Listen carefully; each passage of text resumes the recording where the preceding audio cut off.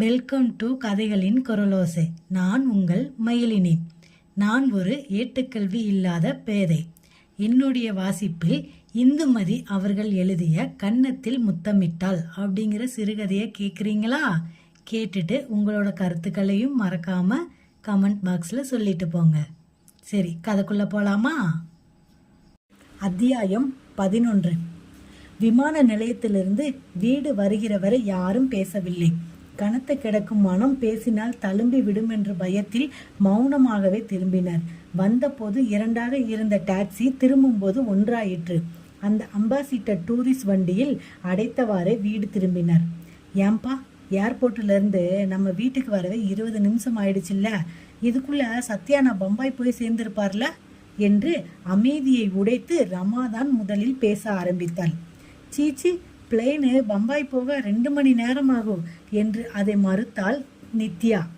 இல்ல நித்யா, சரியா 11:40க்கு சத்யா பம்பாயில இருப்பான். சிவா மெதுவாக விளக்கமளிக்க ரமா மீண்டும் கேட்டாள். உடனே அண்ணன் லண்டனுக்கு புறப்பட்டுருவார்ல என்று. நாளை காலையில தான் திரும்ப விமானம். அது வேற விமானம், லண்டன் வழியா அமெரிக்கா போகிற விமானம். அப்ப ராத்திரி முழுசும் அண்ணன் எங்க தங்குவாரு, எங்க தூங்குவாரு என்று கேட்டாள்.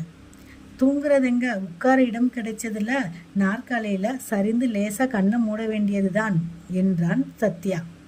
பாவம், ராத்திரி முழுசும் தூங்காம உட்கார்ந்துட்டேவா இருக்கணும் என்று கேட்டாள் ரமா.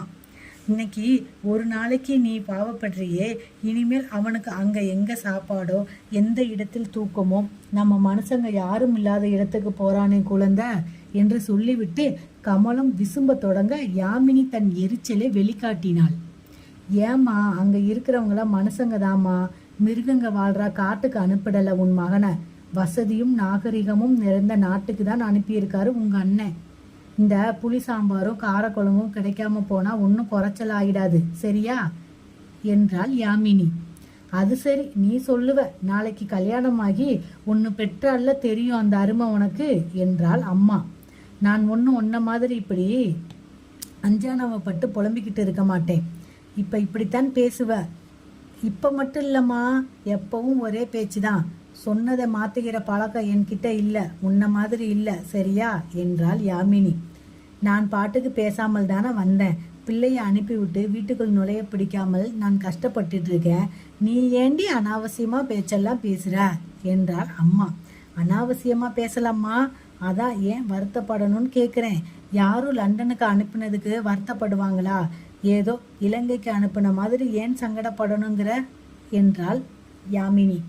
சட்டென்று இடையில் குறுக்கிட்டு பாக்கியத்தம்மாள் யாமினியின் பேச்சுக்கு ஒரு முற்றுப்புள்ளி வைத்தாள்.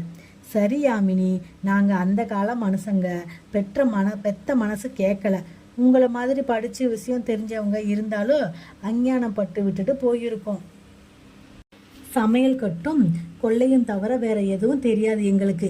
இப்படித்தான் மனசு பித்து பிடிச்ச மாதிரி அடிச்சுக்கும். இது வரைக்கும் அம்மா சத்யாவை விட்டு பிரிஞ்சு இருந்தது இல்லைல்ல, அதான் ரொம்ப வருத்தப்படுறாங்க. 4-5 நாள் போனா சரியா போயிடும். அது வரைக்கும் அவங்க வருத்தத்துல என்ன பேசினாலும் நாம தான் ஆறுதலா பதில் சொல்லணும் என்றாள் அத்தை. அதான் நீங்க சொல்றீங்களே, நான் வேற கூட சேர்ந்து சொல்லணுமாக்கும் என்றாள் யாமினி. நறுக்கென்று பதில் வந்ததும் அப்பா யாமினியை கோபமாக பார்த்து அதட்டில் போட்டார். உஷ், என்ன இது, பெரியவங்க சின்னவங்கிற வித்தியாசம் இல்லாம வாயாடிக்கிட்டு இருக்க? பேசாம உள்ள போய் படுக்கிற வழிய பாரு.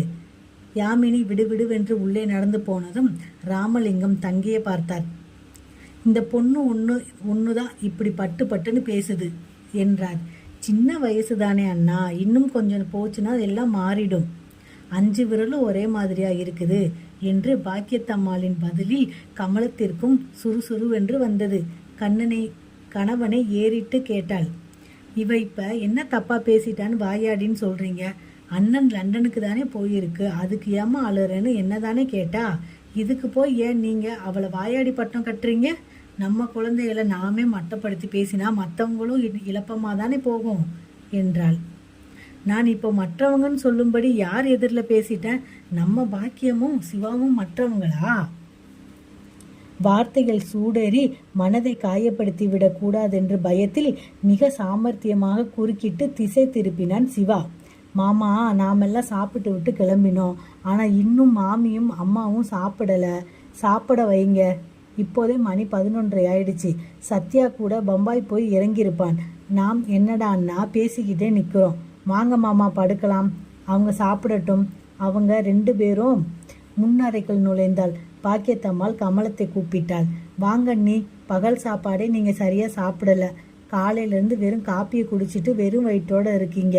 வாங்க சாப்பிட்லாம் என்றாள் கமலம். நான் வரல, எனக்கு பசியே இல்லை என்றாள். பசி இல்லாட்டி போனாலும் பரவாயில்ல நீ. பிள்ளைய தூரதேசம் அனுப்பி வச்சுட்டு வெறும் வயிற்றோட படுக்கக்கூடாதுன்னு சொல்லுவாங்க. அவனுக்காக ரசமோ மோரோ விட்டு ஒரு பிடி பெயருக்காக சாப்பிடுங்க. மகனின் நல்வாழ்வு என்கிற வார்த்தையை கேட்டதும் மறுபேச்சு ஏதுமின்றி பாக்கியத்தம்மாளை பின்தொடர்ந்து சாப்பிட்டதாக பெயர் பண்ணிவிட்டு எழுந்தாள். நீங்கள் காலையிலேருந்து ஒரு நிமிஷம் கூட உட்காராமல் அலையிறங்க அண்ணி. போய் படுத்துக்கங்க. நான் அடுக்கலையை சுத்தம் பண்ணிட்டு வரேன் என்று மனமறிந்த பாக்கியத்தம்மாளிடமிருந்து இதமாக வார்த்தைகள் வெளிப்பட அதற்கென காத்திருந்தவராக கமலம் அடுக்கலையை விட்டு வெளியேறினாள். கூடத்து மூலையில் வெறும் தலையணையை போட்டு கொண்டு படுத்தபோது சத்யா பம்பாய் விமான நிலையத்தின் நாற்காலி ஒன்றில் தூங்கும் வசதியற்று உட்கார்ந்து தவிப்பான் என்று சிவா சொன்னது ஞாபகத்திற்கு வந்தது. உடனே கமலமும் வருத்தப்பட ஆரம்பித்தாள்.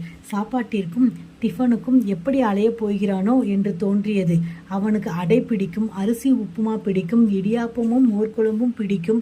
ஒரு வருஷத்திற்கு இதையெல்லாம் யார் செய்து தரப்போகிறார்கள்? வெறும் ரொட்டியும் வெண்ணையும் ஜாமும் எத்தனை நாள் சாப்பிட முடியும்?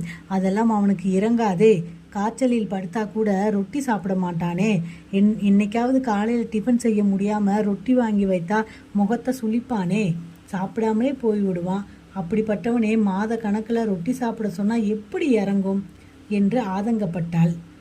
மகனின் சாப்பாட்டு பிரச்சனையில் அந்த அம்மாள் தூக்கமற்று போனாள். பின் ஒவ்வொரு பிரச்சனையாக நினைவிற்கு வந்து கடைசியில் தன் மகனாக திரும்பி வருவதற்கு பதில் யாருடைய கணவனாக திரும்பி வரப்போகிறானோ என்ற பயம் அடிமனதில் ஆழமாக புதைந்து பயமுறுத்தியது. முற்றிலும் தூக்கமற்றவளாக தடுமாறி புரண்டு புரண்டு படுத்தாள். முருகா, என் மகனாவே கொண்டு வந்து சேர்த்துடு. உன் சன்னதிக்கு வந்து பாலாபிஷேகம் செஞ்சு வைக்கிறேன்ப்பா என்று வேண்டி மனதிற்குள் கந்தசஷ்டி கவசம் சொல்ல ஆரம்பித்து மெதுவாக கண்களை மூடிக்கொண்டாள். அதே மாதிரி பம்பாய் விமான நிலைய நாற்காலி ஒன்றில் சரிந்து உட்கார்ந்து தூங்க வேண்டும் என்ற நினைப்பிற்கு தூக்கம் வராத நிலைமைக்கும் இடையில் தவித்து கொண்டிருந்தான் சத்யா. அந்த சின்ன பிளாஸ்டிக் நாற்காலியில் கால்களை நீட்டி உட்காரவே முடியவில்லை. கைப்பையை கொண்டு வைத்திருந்த டிராவல் தோல்பையை மடியில் வேறு இறுக்கி வைத்திருந்தான். அதனுள் பாஸ்போர்ட், விமான டிக்கெட் எல்லாம் இருந்தன. எல்லாவற்றிற்கும் மேலாக முதல் விமான பயணமாதால் இன்னும் பயமும் சந்தேகமும் தெளியவில்லை. சென்னை விமான நிலையத்தில் விமானம் ஏறிய போதில் மனதிற்குள் இந்த பயம் இருந்தது. கஸ்டம்ஸ், பாதுகாப்பு, பரிசோதனை இரண்டிலும் படபடப்பு அதிகமானது. அதனாலேயே ஜன்னல் ஒட்டிய இருக்கையை கேட்க நினைத்து கேட்காமலேயே தவறவிட்டான். தன் பக்கத்தில் உட்கார்ந்த அந்த வட இந்தியரை பார்த்து ஷீட் பெல்ட்டின் வாயை விலக்கி மறுபக்கத்தை மாற்ற கற்றுக்கொண்டான். முன்பக்க மரப்பலகையை இழுத்து உணவு உண்ண பழகி கொண்டான். எல்லாமே பக்கத்து இருக்கைக்காரர் என்ன செய்கிறார் என்பதை, எப்படி கையாள்கிறார் என்பதையும் கவனிக்காத மாதிரி கவனித்து அது போலவே செய்து சமாளித்தான். ஒரு முறை எழுந்து குளியல் அறைக்கு போய் தள்ளாடாமல் நடந்து திரும்பி வந்தான். பம்பாயில் இறங்கிய போது விமான பயணம் பழகிவிட்டது. இவ்வளவுதானா என்கிற மாதிரி சாதாரணமாகிவிட்டது. மிக சுலபமாக சமாளிக்கிற விஷயமாகிவிட்டது. இது போலவே லண்டனிலும் சமாளித்து கொண்டு விடலாம் என்கிற நம்பிக்கையும் சமாதானமும் ஏற்பட அவனுக்குள்ளிருந்த பயம், படபடப்பு எல்லாம் அடங்கி நிதான நிலைக்கு வந்தாலும் கைப்பையை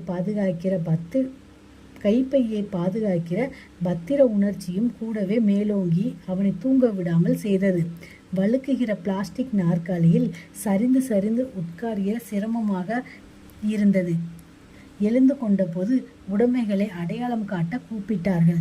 கூட்டத்தோடு இவனும் ஒருவனாக போய் மேலே பெயரும் லண்டனும் விலாசமும் எழுதியிருந்த தன் பெட்டிகளை அடையாளம் காட்டிவிட்டு திரும்பி வந்து ஒரு கோப்பை டீ குடித்துவிட்டு கவுண்டருக்கு போய் எப்போது மறு விமானம் என்று விசாரித்தான்.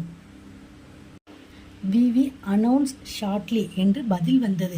அதற்கு மேல் கேட்பதில் பயனில்லை என்று உணர்ந்து மீண்டும் நாற்காலிக்கு திரும்பி எதிர் நாற்காலி ஆளற்று காலியாக இருக்கவே அதில் கால்களை தூக்கி போட்டு நன்றாக தூங்கினான். மீண்டும் தோளில் விழுந்து ஒரு கை தட்டி எழுப்ப கண் விழித்தான்.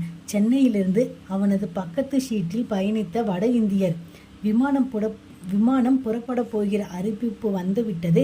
எல்லோரும் டிக்கெட் கவுண்டர் திறந்து போர்டிங் கார்டு வாங்கி கொள்ள போய்விட்டார்களே. நீங்கள் பாவம் அயர்ந்து தூங்கி கொண்டிருந்ததாலும் கவுண்டர் மூடிவிட்டாலும் கஷ்டம்தான் என்று எழுப்பினேன் என்றார். ஆங்கிலத்திலும் மென்மையான புன்சிரிப்பிலும். ஓ, தேங்க்யூ ஸோ மச் சார் என்று பரபரப்பாக எழுந்து கொண்டவன் பையை தோளில் மாட்டிக்கொண்டு கிளம்ப அந்த வட இந்தியர் தடுத்து சொன்னார். முகத்தை கொஞ்சம் குளிர்ந்த நீரில் அலம்பிக் கொண்டு வாருங்கள். தூக்கம் முழுவதும் கலைந்து சிறிது சுறுசுறுப்பாக இருக்கும்.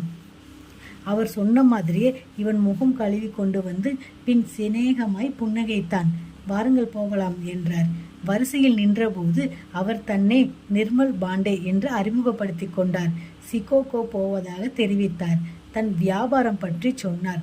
பதிலுக்கு சத்யா தன்னை பற்றி சுருக்கமாக விவரிக்க இருவரும் அடுத்தடுத்த இருக்கைகளாக தரச் சொல்லி விமானத்தில் ஏறி உட்கார்ந்தார்கள். இந்திய அரசியல், சினிமா, பொருளாதாரம் என்று தொட்டு தொட்டு பேச்சு வளர்ந்து விமானம் ஒரு சின்ன குழுங்களாய் ஓடி மேலே கிளம்பி நிதானமாக பறக்க எத்தனித்த போது சத்யா கை கடிகாரத்தில் மணி பார்த்தான். இந்திய நேரம் காலை 6:20 என்றது. விமானம் நல்லபடியா லண்டன் போய் சேர்ந்ததா? சத்யா அங்கே போய் வேலையில் சேர்ந்தானா? சத்யாவுக்கு அந்த வேலை எவ்வளவு பிடிச்சிருக்கு? சத்யா நல்லபடியாக வேலை செய்கிறானா? இதில் சத்யாவோட அம்மாவுக்கு எவ்வளவு சந்தோஷம்? இதெல்லாம் தெரிஞ்சுக்க அடுத்த அத்தியாயத்தை பார்க்கலாம். நன்றி.